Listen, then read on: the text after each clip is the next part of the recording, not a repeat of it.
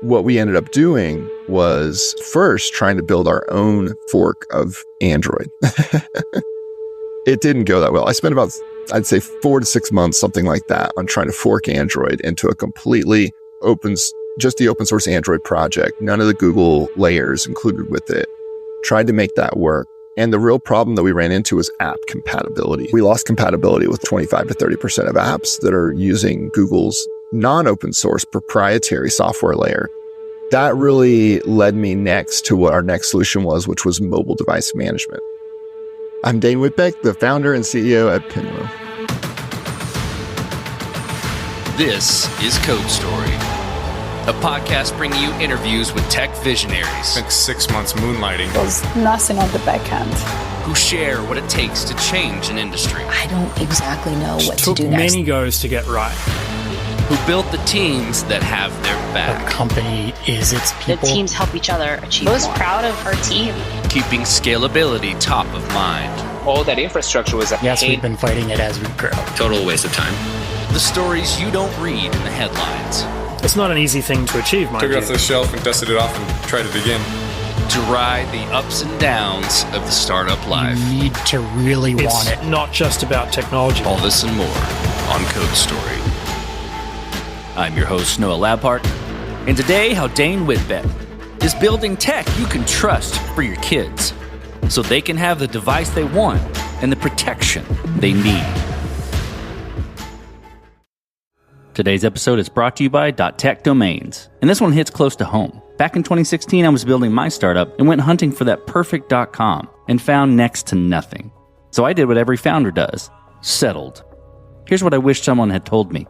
You're building a tech startup. Just get a .tech domain. It instantly tells investors and customers what you're about.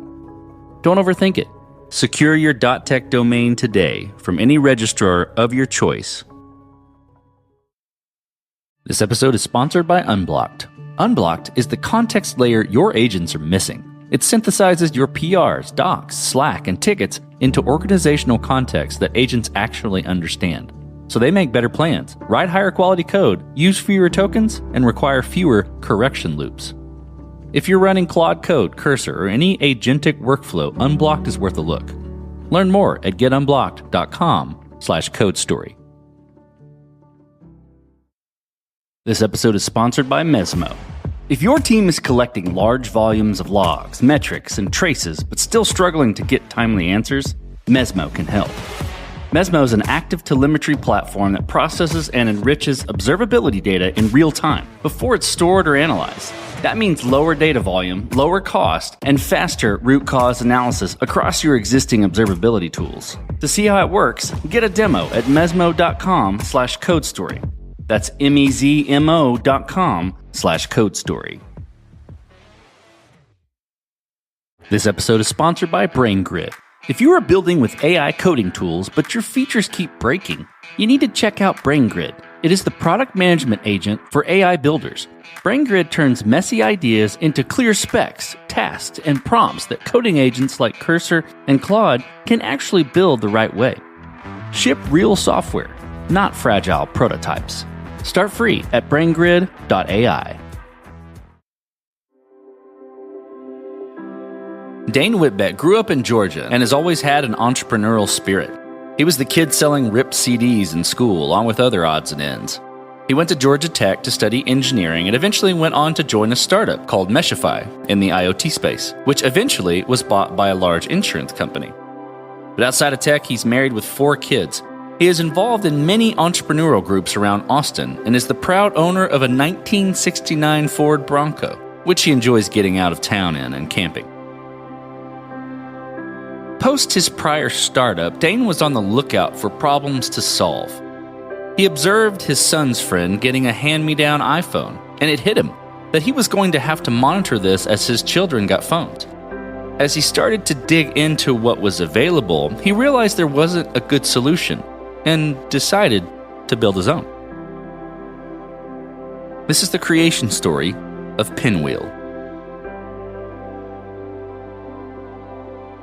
So I was in that in-between stage after finishing my earnout and was wondering what to build next, right? So I was actually in an active period of looking for a new startup. And I think a lot of founders blow me away with how fast they jump in. Seems like they already had the idea 4 years ago and they're ready to go. I wasn't in that place. I took about 10 months and tried on 7 or 8 different ideas. I built a lot of prototypes. I did a lot of surveys. I did a lot of different things in that 10 months, but it was always looking for the one startup, the one idea that I would really want to build next.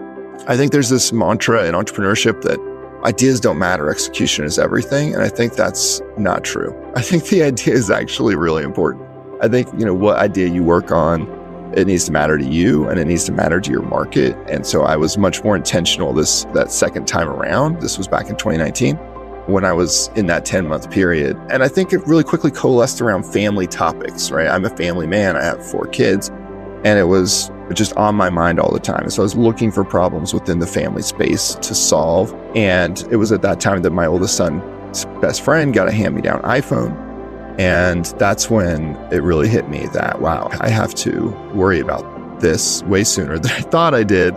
And that really kicked off me heading down the rabbit hole of looking at the research, really looking at the problems that smartphones have caused for kids specifically, and wondering about what a better phone for a kid would look like. And so I downloaded like a dozen different over-the-top parental control apps that you can get straight from the app stores and try to control your kids' phones or iPads. And they did not work well for me. They were a long time to set up. In fact, several of them, even as a technical guy, I couldn't even get through. They were very difficult to set up. Some of them just wild stuff. 90 minutes on average, 45 steps on average was what I tracked in those testings. They generally are like 3-star products. They're loophole ridden because these companies are trying to basically put a parental control patchwork on top of every different sort of Android flavor, of which there's over 1,000, or every different iPhone model going back to the beginning, and it doesn't work. So it's very loophole setup. And so parents what I was learning in the research was that parents wanted this solution. They were trying everything they could, and that there was no product that was really serving them. So that's what got me really excited about it, was just seeing that gap there, and then realizing that I could take a different technical approach. So what we ended up doing was first trying to build our own fork of Android. So I don't know if you or your audience have an experience with that, but it didn't go that well. I spent about, I'd say 4 to 6 months, something like that, on trying to fork Android into a completely just the open source Android project, none of the Google layers included with it. Tried to make that work. And the real problem that we ran into was app compatibility. We lost compatibility with 25 to 30% of apps that are using Google's non-open source proprietary software layer in their app. And so those just won't work if you're not on the main, if you're trying to like fork Android and go a different direction. So that really led me next to what our next solution was, which was mobile device management. So mobile device management, for those that don't know, MDM for short, is a layer of software that is very low in the stack, but sits on top of the existing operating system. And it's really designed for mostly corporations, right? It's an enterprise tool. If you have a bunch of truck drivers and you have some liability that, they're going to look at their phone while they're driving their truck, you want to be able to control that device that you gave them and make sure they can't do that. And so this is a deeper layer of control and access. But the trade-off is you can't install that over the app stores. You can't just go and take a running phone, install MDM, and have it work. It has to be installed from root, like from the beginning of the device's life at the welcome screen, right? So what we did was that ended up we put the customer first and said, hey, we want to solve their problem first. We will schlep to whatever we have to do to solve the customer's problem. And that schlep meant giving up a software-only business model. So we ended up building the business model such that we acquire phones wholesale from companies like Samsung or LG or those type of companies. We install MDM software on them, and then we configure them with a bunch of apps that are specific for kids and really tailor all of the experience for kids on top of that. And then give parents their own parental control app on iPhone, Android, the web, so that they get a pane of glass that they can get access and see what's going on with the phone, and then sell that phone plus the software subscription. So it's a phone plus software subscription. That was the original product of Pinwheel, and still the product that's our main product today. I want to dive into it a little more. Tell me about what you would consider the MVP, and maybe it's that trying to fork Android version, or maybe even past that. and you touched at both of those on a high level, but tell me about that MVP, that first version. How long did it take you to kind of build before you were getting some traction that you wanted, and what sort of tools were you using? We took 4 to 6 months on that first try, and that didn't work. And then we took another 4 to 6 months on the second try, and that did work. Yeah, we were building directly on top of Android. Obviously, iOS would be great, but they don't allow you to do this level of control in the iOS sphere. It's a 100% Android system.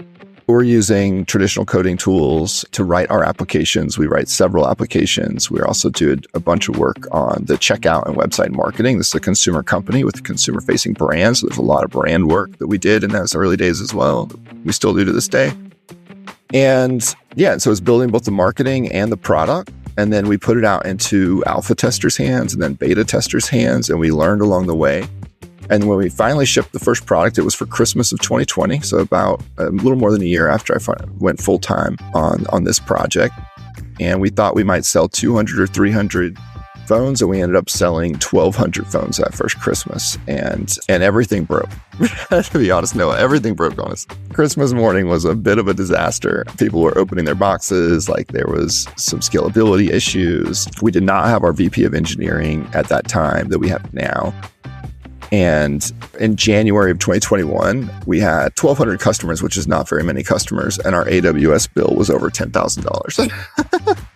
So it was not built super well on the first go around. It did work. We were able to get things to work. And I'd say we've always prided ourselves on customer service from the beginning. So we had dedicated customer service agents even at that first launch. And we've continued to build customer service as like a core pillar of, we look at it as the part of the product offering. So we were able to hold a lot of hands and get a lot of products working. But then we got our VP of engineering that January, who's still with us today, Brian Bauman, and he cleaned everything up in 90 days. And I think by April, our AWS bill was down to $800 or something reasonable for our size. This episode is sponsored by BrainGrid. Building with AI coding tools is exciting until the moment things start breaking. You ask for a small change and suddenly 3 other features stop working. AI gets confused, misses edge cases, and loses track of your intent. The problem is not code generation. The problem is planning. That is why BrainGrid exists. BrainGrid acts as your product management agent. It writes clear specification, maps UX flows, asks the clarifying questions you forgot to ask, and breaks big ideas into engineering-grade tasks that AI coding tools can build reliably. It guides Cursor, Claude Code, Replit, Windsurf, and others so they deliver features that work and keep working. Founders use BrainGrid to build real AI-native SaaS products without a technical background. If you want reliable features instead of fragile prototypes, try BrainGrid for free at braingrid.ai. That's braingrid.ai. Today's episode is brought to you by .tech domains, and this one hits close to home. Back in 2016, when I was building my own tech startup, I went on the hunt for that elusive .com. Looked high, looked low, and guess what I found? Nothing. What I did find cost me an arm and a leg. So I did what every founder does under pressure. Threw in extra letters, settled for the less than optimal name. And here's what I wish someone had said to me back then. Noah, you're building a tech startup. Just get a .tech domain. Tech startup, .tech domain. It could not be more obvious. It tells investors, customers, and anyone who looks at your website, really, that tech is at the core of your build. And I've kicked myself plenty since, especially when I see the clean and sharp names tech companies have landed on .tech. Nothing.tech, 1x.tech, Aurora.tech, CES.tech, Ultra.tech, Alice.tech, Neon.tech, Blaze.tech, Pi.tech. You get the idea. So take it from someone who learned it the hard way. If you're building a tech startup, don't overthink it. Secure your .tech domain today from any registrar of your choice. So then from that point, how did you progress and mature, that initial kind of, setup with the phone? And I'd kind of liken that to roadmap. Like, how do you go about building your roadmap? And how do you go about deciding that, okay, this is the next most important thing to build or to address? Yeah, customer feedback is really important to us. We have several channels of feedback we get from customers. One is surveys.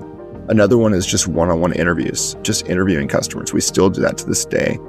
And then the third one is our customer service arm, right, which has grown. And now we have thousands of customer service interactions, and combing through those and looking for the biggest pain points and the biggest problems customers are experiencing is a big part of building that roadmap. And then the other piece is the strategy, right? So that comes from really me, where it's, let's put together the business strategy of where we want to go next, and let's keep building towards that. So you're always balancing in the roadmap the voice of the customer, right? And giving them what they need most next, and fitting in your strategy and your vision of where the company needs to go next. And it is a balancing act. It's very difficult. Everyone's got limited resources. Allocating those resources amongst those priorities is really what the product management function is about. How about team, right? You mentioned, starting out with a certain set of folks, and then eventually you got some other folks to help you with scale and things like that. How do you go about building your team? What did you look for in those people to indicate that they were the winning horses to join you? It's about culture when you're building a team. I think in my first company, I underinvested in culture building. It seemed to me to be some sort of fluffy sort of idea that people in the English department might talk about, and not us engineers, right? But I've learned through my entrepreneurial career that culture is really important and worth investing in. It has a real ROI for your company and really for your personal life, because ultimately one of the great joys of being a founder is building the kind of company and the kind of culture that you yourself want to work at. So we very intentionally built certain ideas into our culture, certain values, and we hire, we promote, we fire off of those values. And so we talk about them constantly. We try to build rituals and habits to reinforce those values. We reward people on those values. We tell stories about who was the value champion, right? And these values, there's 6 of them, and they're just super core to who we are. And so when we're interviewing people to join the team, we are asking interview questions that are really centered around the values of the company, and looking for people that fit those values. And so once you find, of course, a job description is important, and a discussion with your team is important about what is the profile that we're looking for. So you're getting the job description, you're getting the profile, you're getting the skills, and then you're getting the culture fit.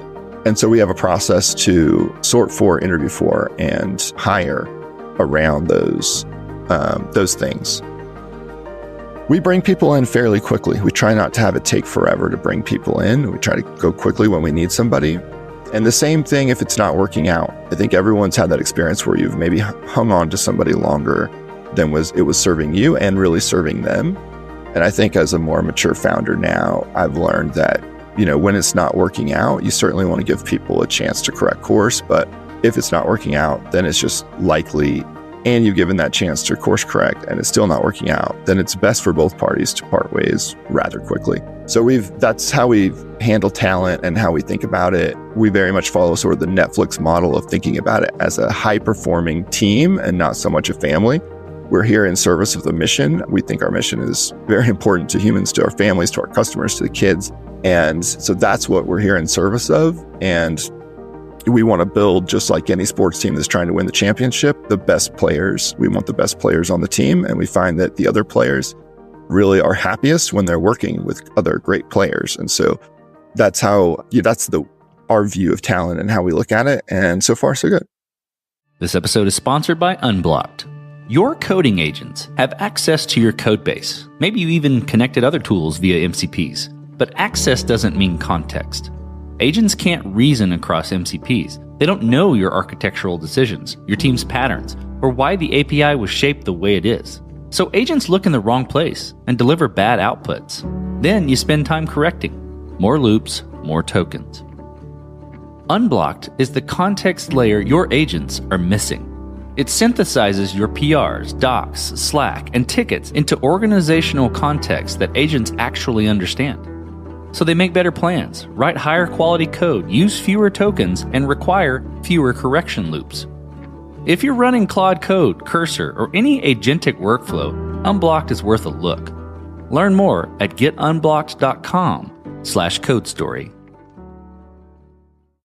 This episode is sponsored by Mesmo. If you're responsible for reliability, performance, or platform architecture, you already know the problem. telemetry volume is growing faster than teams can manage it. Mesmo addresses this by moving observability upstream.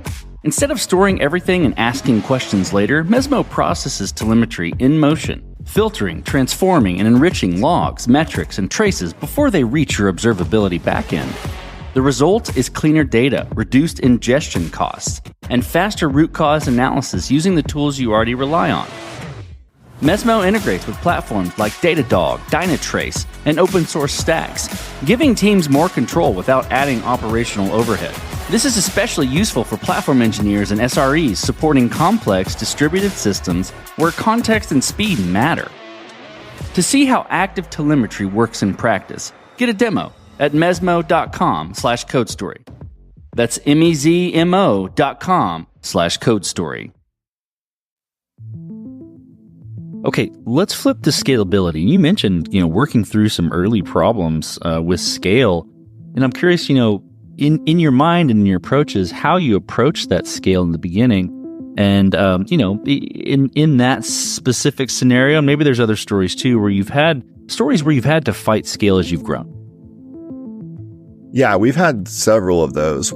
Okay, one example. This one is more of our app curation process. So when we launched the product, the very first product, we had a walled garden of apps that were available on Pinwheel, and there was like 80 of them, right? So it was very limited set of apps. And we heard from customers very quickly, this is not enough content. We have apps that are legitimate needs for these kids, and some of them are additional learning apps, some of them are school apps. They're just all kinds of different apps. And so the first thing we had to do was build a process to scale up our library. So we said, hey, let's just build a process to scale the library. So we had to set up an entire framework of what a app grading system would look like in Pinwheel parlance. And we hired a team to basically vet apps and do this job for parents, because this is something that every parent, I think, has felt. When you look at your kids asking for an app, you feel like you just got yourself a research project. I need to know what's in this app. Does it have messaging with other people, with strangers, with adults? Does it have a parental control layer that I can do something to prevent those things with? What does the internet say about it? What do other parents say about it? What does AI say about it? So there's this whole job of curating apps. And so we took that job on for parents, and we built a process around it, and we just tried to communicate to parents what our values were. And we have a grading system for apps. And so this one's green, this one's yellow and has some warnings, this one's red and has some real concerns, right? And every app description in our walled garden app library is built by Pinwheel, curated by Pinwheel. And this is not really a great scale story, because it was just pretty much a brute force approach. Like, we had to build the process, build the team, and then start putting apps through the pipeline. It worked. We got to 1,500 apps or so in the app walled garden library over the course of a couple of years, mostly off of parental requests, before we realized that our kids were aging up, right? So not only, some of these kids are growing up with Pinwheel. So we might have acquired them when they were 11, 12, 13, and now they're 14, 15, or 16. And parents are telling us, we still want to stay with Pinwheel, but you, again, don't have enough content. And then we had to make the decision, okay, let's open up this walled garden and allow people to go into the App Store on their own and pick apps. And in this case, we switched from a list of approved apps to a list of disapproved apps. So now you can, as a parent, pick anything for your kid from the Play Store once you leave our walled garden, except for these apps that we know are not appropriate for kids or teens that are using Pinwheel. And it's just continuing to learn over time and listening to your customers, and then just keep building that process for this part of the company and this part of the product and experience, and let it keep scaling with what your customers are asking for. And so it's really worked for us. Okay, so as you step out on the balcony, you look across all that you've built with Pinwheel. What are you most proud of? Definitely those stories that are most rewarding and where we feel the most pride are when we hear parents tell us, you've been a big part of helping me to raise my child. Our product is important to people. There's a lot of software products we buy that we might use occasionally, and it's, oh, that's nice or handy or kind of helpful. This product is their kids' digital life. And we know that tech is the number one fight between kids and their parents. It's the number one thing that's an argument. And so this is a very important topic to our customers and to and to the parents and the kids.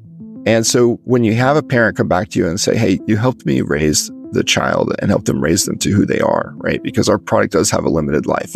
We don't really serve plus 18 adults at all.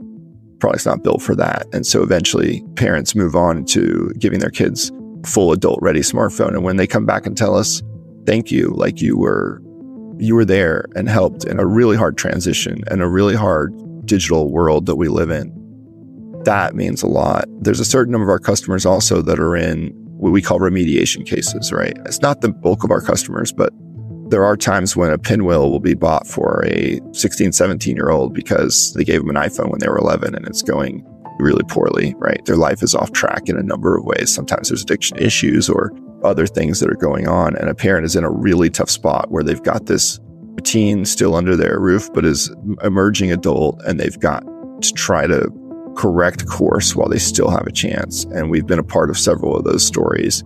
And we're not the main part. There's a bunch of things that play a part in those kind of stories. But when they come back and say, my kid made it, they're post-graduation from high school, they're doing great things as a young adult, we got through that tough spot, and you were a major piece of that puzzle to help us get there. There's really no more rewarding message you can get that really reminds you from the beginning days, like why we started this company, why we're doing this, why this mission's important, than when you get those calls or those cases. And so, yeah, that's probably our most proud moments. Okay, let's flip the script a little bit. Dane, tell me about a mistake you made and how you and your team responded to it. We've made a lot. In the early days, I had an early marketing advisor, and we blew like 20 grand on, we were going to do a Kickstarter, right? And this was right when COVID was starting. So we had put money towards this Kickstarter, and I think we had spent 20K on it or something. And I was so down about it. We just didn't have a lot of cash to be burning like that and wasting it. When COVID hit, Kickstarters went off a cliff for a little while. And so we were watching the market very carefully. It didn't make sense to launch the Kickstarter. We were going to postpone it. Ultimately, we ended up, while we postponed it, getting the product so far along that the Kickstarter didn't even make sense. We had the product ready. Let's just launch it normally, not go through Kickstarter. So we ended up burning $20,000 on that mistake. And I think that marketing advisor told me at the time, if $20,000 is the only mistake you ever made, you'd be the most brilliant executive ever as you scale the company. And she ended up being prophetic, because we wasted way more money than that on different initiatives and different mistakes over time. In 2022, 2023, we tried to build our own LLM, which really sounds dumb now. And we convinced ourselves we had all this text message data, like billions of text messages from teens. And we said, hey, we could know like teen language the best out of anybody, right? We could understand the slang. We could understand the emotion, like what's behind the words better than anyone when it comes to teens talking to teens. And also the cost, right? We wanted to do more AI analysis on the content we had for parents, but the cost was very high at the time. To do that, we looked at the API calls, we built the spreadsheets, and we said, yeah, as a consumer product that's not charging like enterprise value for our software, we can't afford to do this. And so it was both the cost and sort of our belief that we had some special data that led us down that pathway. And big mistake. Obviously, the big models, the big frontier models completely overran anything we were doing within 6-12 months. They were way better and way cheaper, both at the same time. And so that entire initiative ended up being a waste and a huge mistake. I think as far as how we bounce back from it, it's fairly straightforward. I think you just can't fall victim to the sunk cost fallacy. You just need to realize we spent the money, it was a mistake. And once you have new data, reassess, make a new decision, and fork the road and go the new way. This will be super fun. I know you've got some new products you're pushing, some things you're wanting to share with the world. I'm curious about, what does the future look like for Pinwheel, for the products you're offering, how you're going about it, your team, all the things. Tell me what the future looks like. I think we want to serve more diverse customer sets with new products in new geographies. So all of those things, right? So first, new audiences, right? We love expanding our mission to be about more than just preteen and teen kids, right? We want to serve larger age groups and help solve more problems. A good example of that is the watch. We launched a smart watch product, and that serves kids down to 6, 7 years old, right? Before they need a phone at all, but they need the safety, the geolocation, the quick contact with their parents, all of those things, and be able to take that contact list that you start building from a kid and transport it directly to the phone later. So all that made sense, and we were able to serve a greater audience with the watch. On new geographies, we've launched in Canada, Australia, UK, and we're going into Western Europe this year. So that's just, again, about getting our mission in front of more people and serving more kids and more families through going into new geographies, and then new products as well to serve new problems. And so we're really excited right now to be, close to launching Pinwheel Home, which is a landline product for kids. So just like you had in the 80s or 90s, an old school phone with a curly cord attached to it that you could call your friends and is more ergonomic to speak on. We're launching a product in that to serve that need, and very excited about it. I think these days parents, they really want their kids to learn to talk to others, right? In this text-based digital economy where everything we're doing is through text, and everything we're sending and communicating is through text. There's so much lost, and especially for a kid who doesn't yet have the interpersonal skill to really put all that story together. A voice call is so much more effective for so many reasons, and such a happier experience. If you have a kid who you have text for 30 minutes with their friend, and then you have a kid who's on a 30-minute phone call with their friend, and you ask them how they're feeling at the end of that, the kid who's had the 30-minute phone call is going to feel much more connected, much like they got to know the person much more. And they learned something, right? They learned something about the kid. They learned something about interactivity and personal interaction. It's also a no-screen product, which is great with no screen whatsoever. So it puts just a hard limit, a hard boundary, which we're all about boundaries at Pinwheel, around a kid's tech use for this product. And yeah, we're super excited about it. We're launching it also with a bunch of fun phones, right? So you can get different style phones and pick different style phones, actual hardware to go with it.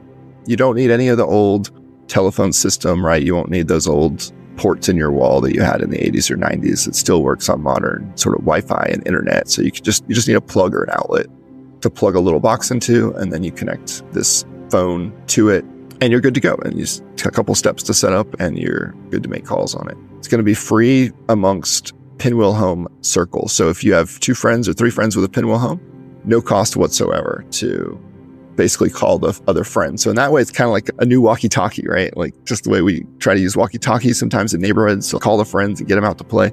This is just a much more effective one where you don't have to charge the batteries, or it doesn't get lost, right? It's always in the same place, and it rings loudly when someone calls, so it's easier to always answer. And no subscription cost whatsoever for just friends, for the kids coordinating with each other to go play in the neighborhood. And then if you want to call grandma or get a hold of mom and dad or that kind of thing, have emergency services like 911 and things like that, then there's a $10 a month subscription for that. Dane, let's switch to you. Who influences the way that you work? Name a person or many persons or something you look up to, and why. I'm somebody who looks back quite a bit. I think as a founder and as a tech guy, we love to look forward, and we're always looking for the new and the shiny. And I think that's how we're built. I'm built that way too. But when it comes to what I try to do with my brain to influence the way I think about my work life and my personal life, I like to look back, really far back. So I love reading like Marcus Aurelius, right, from 2,000 years ago, an ancient Roman ruler who wrote a book called Meditations, really just his journal entries, and talks about Stoic philosophy. I read different old texts from different philosophers. I have this theory that, the longer something has been in use by humans and the more places the same idea shows up in diverse cultures, the more we should probably pay it some attention. And the canonical example of that is like the golden rule, right? Which shows up in almost every religion and philosophy. It says, treat others how you want to be treated. But there's a bunch of others, right? There's a bunch of other ideas that when you study ancient texts and you really look to the past, you'll find these patterns. You find things that stand out at you. And say, hey, if humans have found value in this over hundreds of years or thousands of years, maybe it deserves a little bit more of my attention than TikTok or something else that's trying to distract me today. So yeah, that's another way that I like to spend some time is in meditative study. Okay, Dane, last question. So you're getting on a plane and you're sitting next to a young entrepreneur who's built the next big thing. They're jazzed about it. They can't wait to show it off to the world and can't wait to show it off to you right there on the plane. What advice do you give that person, having gone down this road a bit several times?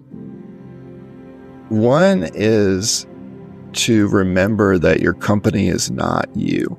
I think a lot of founders fall into, I think it's a trap of identifying a little too much with their startup, meaning that they become intertwined with it, and the value of the startup going up means their value goes up. And if the value of the startup goes down, it means their value goes down. And there's a number of ways that's a trap. It's actually a trap in both directions. It's a trap if you're extremely successful, because you'll fall victim to your own conceit, your own pride. And that will lead you to make decisions that will make you less happy and fulfilled as a person. It will also be a trap on the way down if you happen to hit a stumbling block, or that company happens to fail or not make it, and you have to start all over, and you thought this was your everything.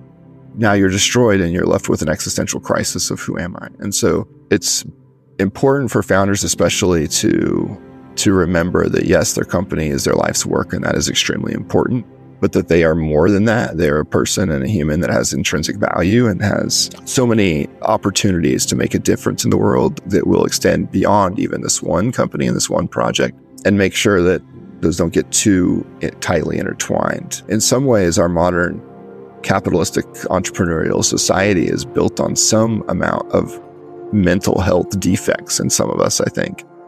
I think when we're part of the founder community and we are talking with each other, it's important to spread that perspective of making sure every founder knows that they have value and that don't become too tightly coupled with this company, right?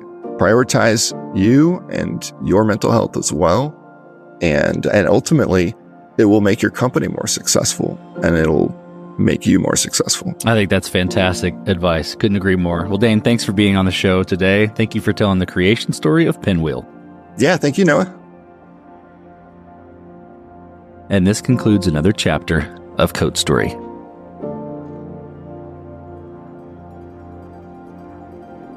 Code Story is hosted and produced by Noah Labhart. Be sure to subscribe on Apple Podcasts, Spotify, or the podcasting app of your choice. And when you get a chance, leave us a review. Both things help us out tremendously. And thanks again for listening.